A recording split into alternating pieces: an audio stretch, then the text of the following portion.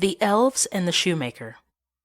There was once a shoemaker who worked very hard and was very honest, but still he could not earn enough to live upon, and at last all he had in the world was gone, save just leather enough to make one pair of shoes.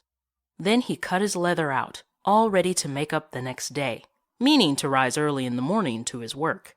His conscience was clear and his heart light amidst all his troubles.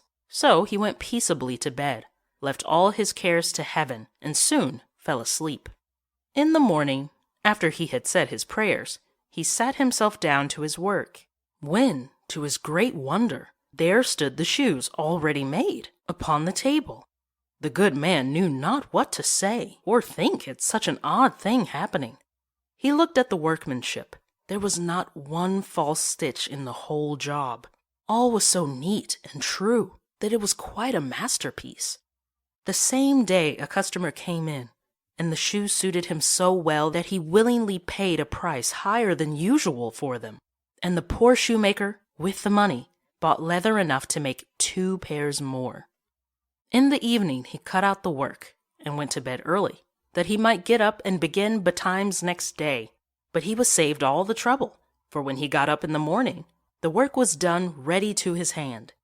Soon in came buyers, who paid him handsomely for his goods, so that he bought leather enough for 4 pair more.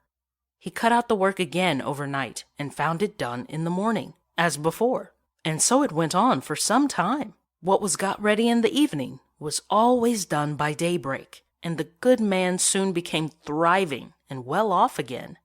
One evening, about Christmas time, as he and his wife were sitting over the fire chatting together, he said to her, "I should like to sit up and watch tonight, that we may see who it is that comes and does my work for me." The wife liked the thought, so they left a light burning and hid themselves in a corner of the room, behind a curtain that was hung up there, and watched what would happen.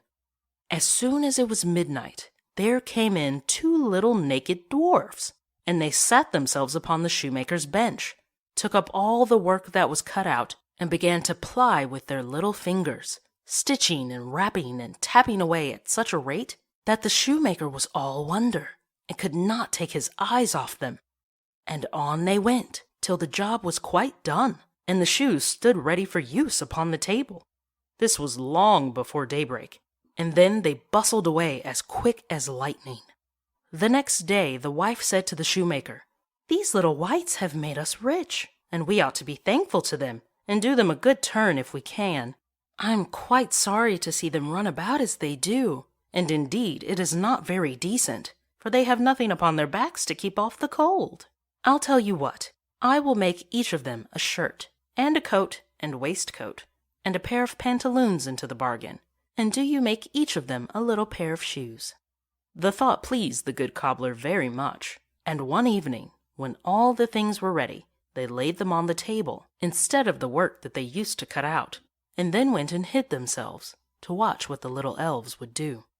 About midnight in they came, dancing and skipping, hopped round the room, and then went to sit down to their work as usual. But when they saw the clothes lying for them, they laughed and chuckled, and seemed mightily delighted. Then they dressed themselves in the twinkling of an eye, and danced and capered and sprang about, as merry as could be, till at last they danced out at the door, and away over the green. The good couple saw them no more, but everything went well with them from that time forward, as long as they lived.